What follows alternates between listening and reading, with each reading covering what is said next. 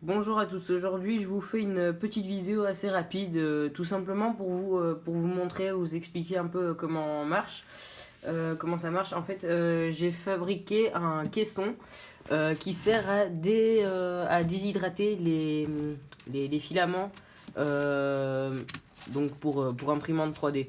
Bon, moi personnellement là c'est du PLA, c'est que du PLA, euh, mais... euh, mais bon, ça peut marcher donc forcément avec tous les autres.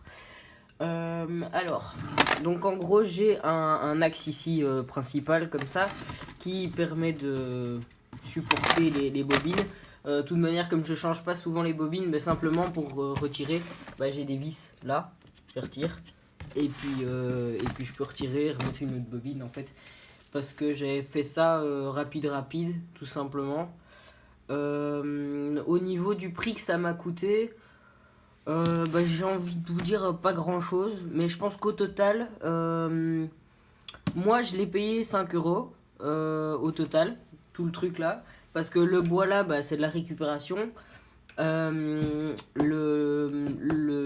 caisse ici, ça je l'ai payé 5 euros chez Trafic. Et alors je l'ai eu gratuit à quelqu'un que je connais. Enfin bref.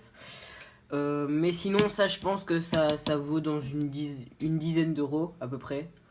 Euh, et alors, il y a. Donc, c'est tout. Donc, voilà. Donc, je me dis que 10 plus 5, voilà, 15. Alors, il y a quoi d'autre pour ce qui est en fait du boîtier blanc qu'il y a là, en fait, c'est tout simplement un déshumidificateur. Je sais plus parler, déshumidificateur d'air. Donc en gros avec une petite légende ici, quand c'est mauve, quand c'est mauve c'est encore bon, quand c'est bleu c'est sec, et puis quand c'est beige rose là ça c'est mouillé. Donc là on peut voir qu'on est à peu près entre les deux, on est encore sur un peu bleu, donc ça passe encore. Et sinon, en fait, comment ça marche? C'est des billes, des billes de gel de silice en fait, qui sont mises dedans. Et alors, ça se branche comme ça, donc il y a un connecteur en dessous. Et alors, moi, je l'ai simplement connecté à une prise comme ça. Et donc, parce qu'en fait, j'ai dû le modifier parce que c'était une prise UK. Du coup, obligé de modifier.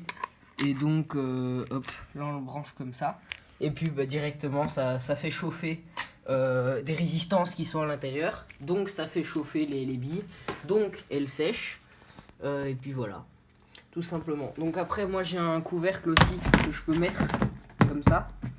Euh, Bon, là ça me sert à rien, mais de base, le fil ici, bon, c'est juste que la dernière fois je devais faire un test rapide, du coup je l'ai pas fait.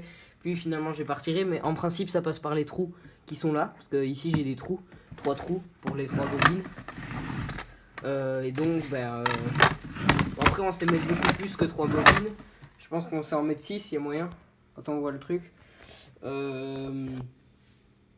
Donc 6 bobines d'1 kilo, comme ça fait pas mal de PLA, de plastique. Donc voilà, il y a moyen de faire passer les fils par les trous.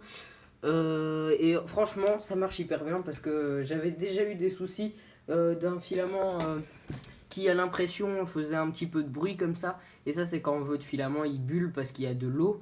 Et donc, quand ça passe par la buse et que c'est chaud, l'eau s'évapore. Et donc, ça fait des petits comme ça. Et du coup, ça fait une qualité d'impression de merde, clairement. Donc, donc j'ai fait ça et depuis plus de soucis.